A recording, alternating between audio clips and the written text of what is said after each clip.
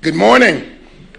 What a joy it is to be here this morning, and I am really excited about being here. What I'm really excited about is that how the name of Jesus, can bring people together across so many boundaries, across so many tribes and religions. And it's at Jesus' name that I come and I greet you this morning. I first want to give honor to Your Excellency, and it has really been a joy to be here, to be with President Ruto, as well as the First Lady. And I also want to give honor to all of the other leaders that are here all throughout Kenya. Now, I must confess to you this morning, normally I am not very nervous. But this morning, I was struggling with some issues, even as I prepared for this morning. And they were some personal issues.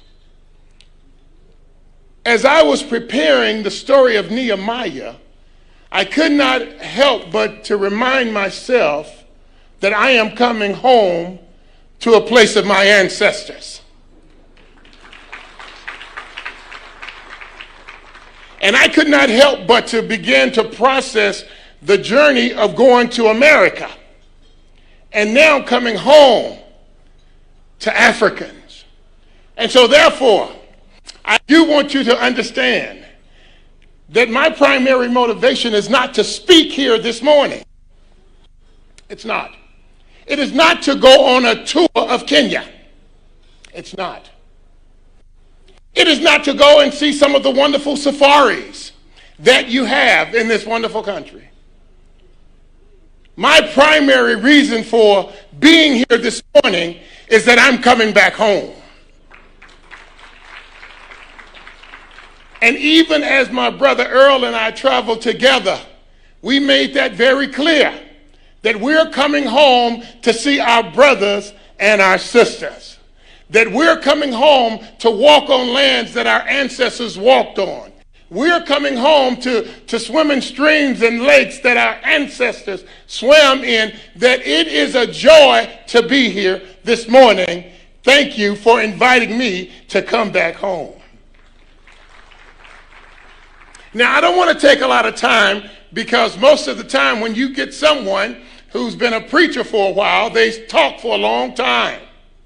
Did you notice the secretary this morning? He just kept talking, because preachers talk for a long time, don't we? But I want to make sure that my comments are brief. But I also want to make sure that this wonderful theme that you have, that I give it due justice. And I also want to make sure that the verse that you all presented for the theme this year, I give it due justice. Now, remember, your theme is arise and rebuild. Now, I thought that was one of the most radical themes that I've heard in a long time. Because even the word arise means that someone has been sleeping, and therefore it is calling for the continent of Africa to wake up. To wake up, Africa, and reach the potential in which God has given to you. Now, the word arise is very different than the word rebuild, because the word rebuild means that you've got to go to work. And so you don't just rise up. It is time for Kenya to say, God, how in the world do I go to work? How do we go to work? Now, here is the big question that I had even as I prepared to come this morning. What is it that we're going to rebuild? What is it? Is it to build a wall as listed in the passage of Nehemiah? Is it to build other buildings? What is it? What are we together going to build? And what I want to suggest to you this morning, I want to suggest that what the passage is suggesting is that we also rebuild relationships. Because even as we come this morning, and even as we read the text, we see that relationships are an integral part of this text. Now, let me give you an example. If you read in Nehemiah chapter 2, verses 17 and 18, you will see 14 pronouns in this text. And as you know, pronouns, they're always talking about people. And so the question that I was asking was, which is easier, to build a wall or to rebuild a relationship? Because rebuilding a wall, you use bricks and mortar and concrete. But to even say that we're going to rebuild a relationship, it is saying, how do we rebuild trust? That's what your Gen Z is asking. How do we rebuild respect? How do we rebuild love? And so this morning as a theme, what I want to just suggest, I want to give you just some principles on how to rebuild and on what to rebuild. Is that all right? So let's take a quick look at it. The first thing, even as we look at this text, and let me read the text for you just briefly. We just heard it. It says, "Then I said to them, you see the trouble we are in. Jerusalem lies in ruin, and its gates have been burned with fire. Come, let us rebuild the wall of Jerusalem, and we will no longer be in disgrace." I also told them about the gracious hand of my God on me and what the king had said to me. They replied, "Let us start rebuilding." So they began this good work. And so as I looked at that, what is it that we're trying to rebuild in relationships? You know, I love the great work of the African Union, doing great work. But I'd like to suggest to you this morning, just as an African American coming to Kenya, I think that the first relationship that we must rebuild is a relationship back to your brothers and sisters in the African diaspora. That we in Africa, there in America, we have so many African Americans. We have so many Africans who grew up and their parents grew up in Africa and they sent their children to America. But they decided to stay in America. Some of the greatest minds are in the diaspora. And if you really, really read the text, Nehemiah was not from Jerusalem. Nehemiah was from the diaspora. Just think about it. Nehemiah, he wasn't born in Jerusalem. He was a product of Babylon slavery oppression where they shipped him from Jerusalem to Babylon, and his mother was raised in Babylon and his grandmother was raised in Babylon. He had been shipped into slavery and he had been in slavery for years, and all of a sudden he decided after being in a far country that it was time to come home. It was time for him to come and use his gifts and talents at home. And I remember last week I had the wonderful privilege of meeting with the ambassador of Kenya in the United States. And as we stood there, he asked me, he challenged me, he said, "How in the world, Ricky, do I get in with the Congressional Black Caucus so that I can use the influence that they have back at home?" And even then we started processing. How in the world do we use these brothers who are in the diaspora? And how do we use the influence that they have and bring them back home, back to the land in which we came from? How do we be just like this wonderful man Nehemiah and begin to use those relationships? You see, the reality is the relationships in the diaspora helped fund the project in Jerusalem. And I want to say this to you this morning, that you've got brothers and sisters all over the world that God can use in a mighty way to partner with our brothers and sisters in Kenya to say, how can we work together and how can we be together? I think another relationship that we must begin to make sure that we process. I think that your relationship with one another. If you read this wonderful passage, you see that and within all these pronouns, they are trying to build this relationship with one another. And one of the tragedies could always be that you have relationships to the diaspora, but you don't have relationships here at home. And you know there are tensions in relationships. I know Your Excellency knows about tensions in relationships. But here's the thing about relationships. All of us say that we follow Jesus. But some of us can be pretty disrespectful and pretty mean. All of us say, I mean, we can read the verse in John 13 where Jesus says that they will know that you're my disciple by your love for one another. But when we get angry with one another, we don't love each other very well. And so I remember in Washington, D.C., I was walking down in the lower level of the Capitol. And I had a Republican brother. He was a white brother. And he was a Republican. And I remember when I saw my Republican brother, we greeted each other with a hug. And we talked for about 10 minutes. And as we carried on a conversation with my Republican brother, I looked to the side and I saw a brother from the opposite party coming, an African-American Democrat. So I told my brother, Lee, why don't you stay here with my Republican brother while I go over and while I have a conversation with my Democrat brother. When I left, I could tell the pressure he felt. So when I returned from the conversation and I started to talk to my Republican brother, he asked me, was I one of them? And I asked him, well, what is one of them? What does that mean? He said, I'm asking you, Ricky, are you one of us or are you one of them? And I said, no, I must apologize to you. I'm not one of them. I'm one of his. That my politics never drives my faith.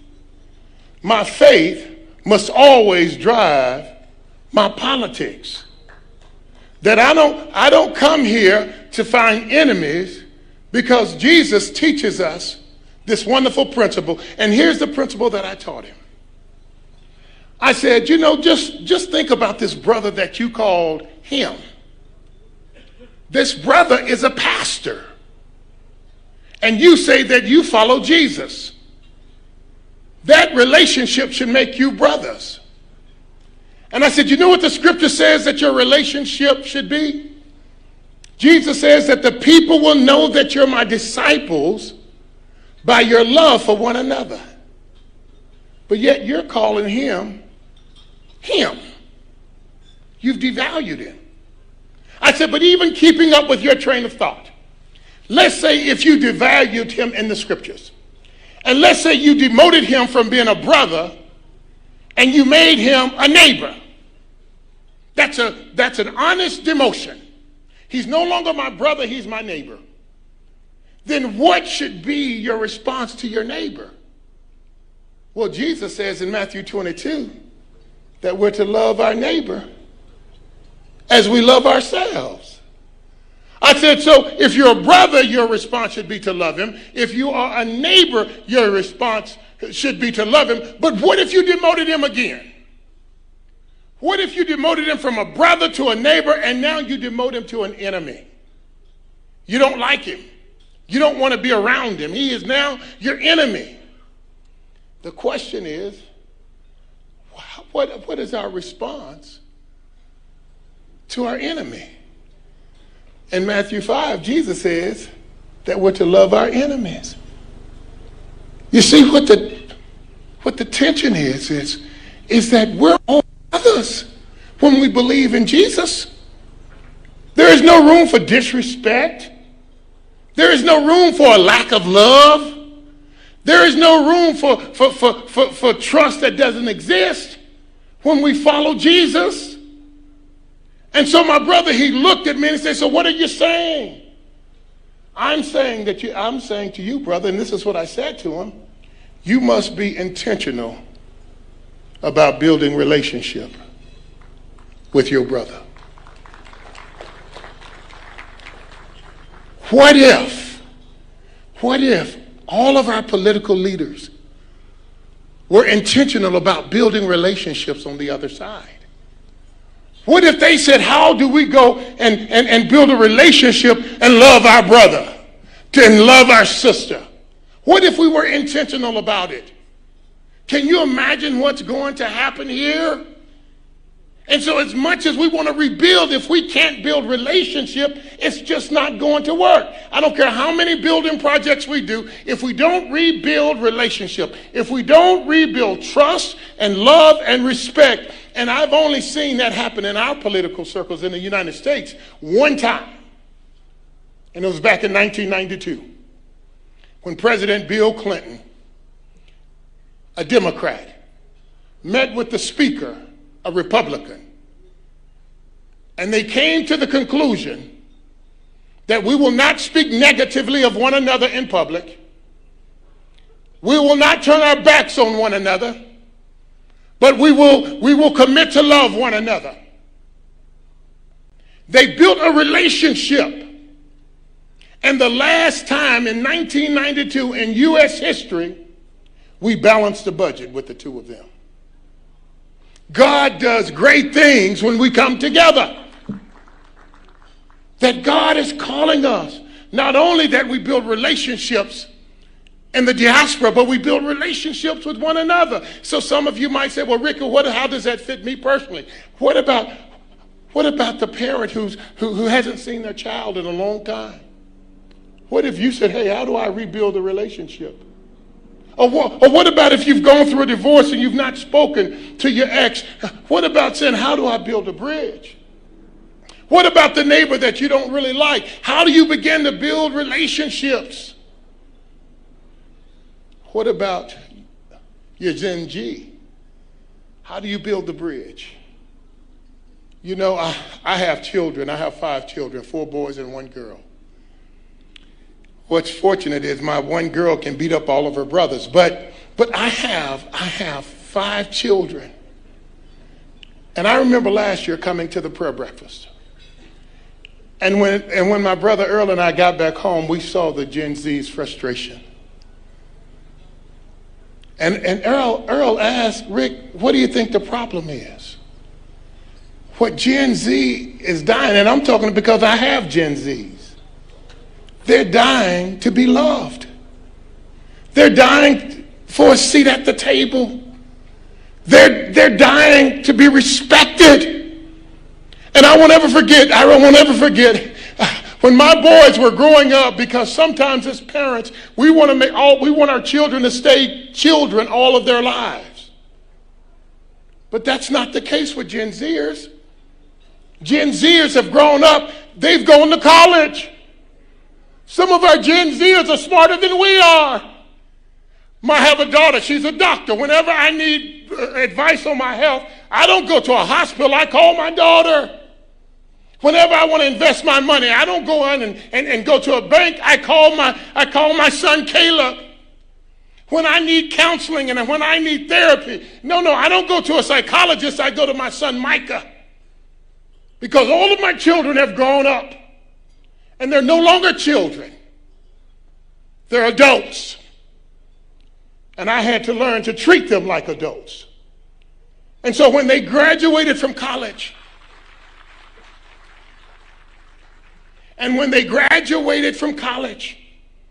I took each of them out to dinner.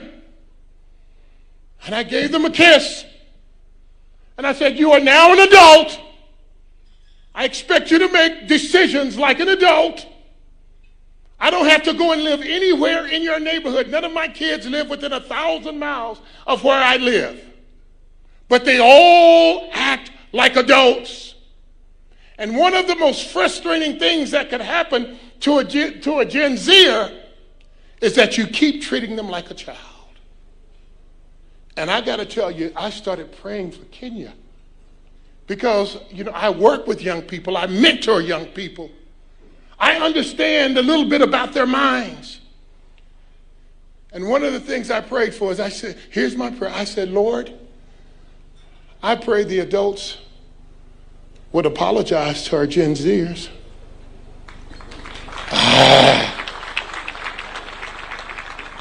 I pray, see, it's like African Americans. We live in America, but a lot of times we don't feel respected.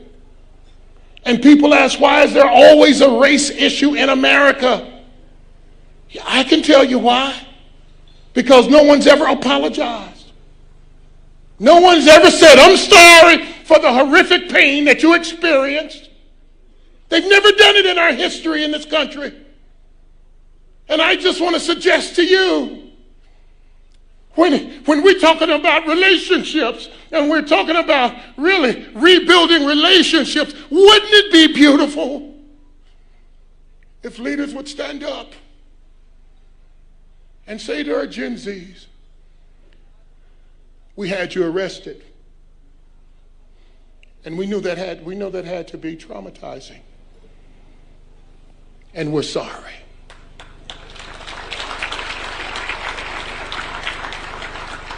We shut down the internet.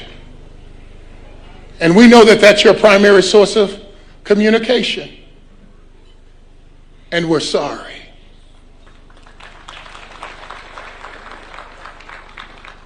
Now we want to bring you to the table so that you can have a voice, because you're no longer a child. You're an adult. And we want to begin to say, how do we begin to treat you like an adult? I won't ever forget the time, and I'm almost done. I won't ever forget the time when a guy gave me permission to be an adult. I was in the NFL, my first year in the NFL.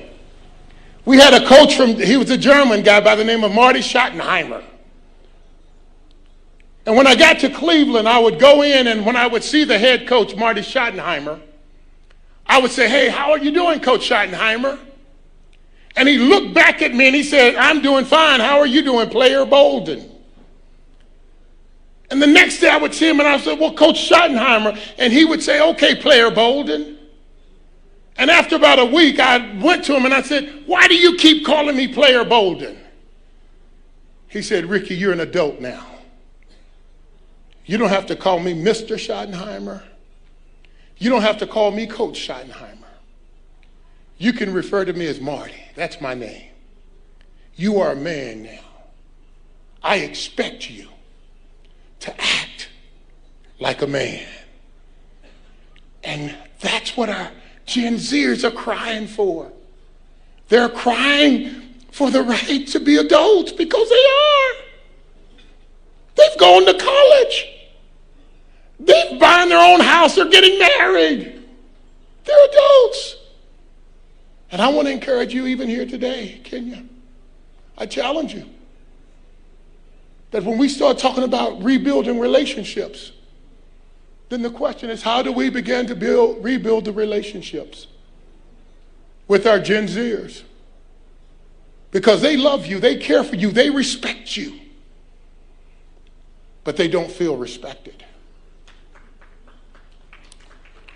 The last thing, and I'm leaving now, but you know, there was one other thing as I'm leaving, and I don't want to get out of here. The last relationship that I think you need to build, not only with Africans in the diaspora, not only Africans within your own country, but as I was leaving, I said, you must also build relationships, really rebuild your relationship with the Lord.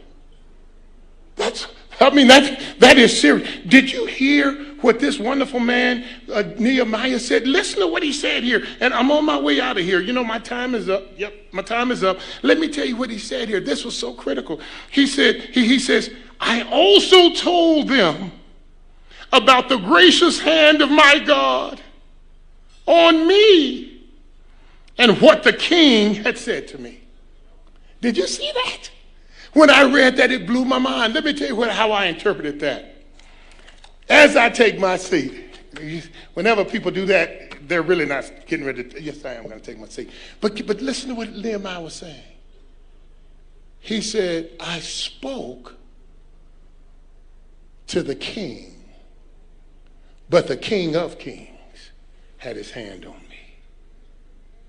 Oh, that's different.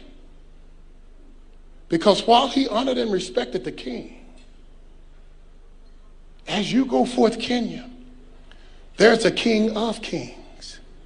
And what we desire more than anything is that the King of Kings places his hand on our lives. And when you have the hand of the King of Kings on your lives will be blessed, and Kenya will never be the same. God bless you. God keep you.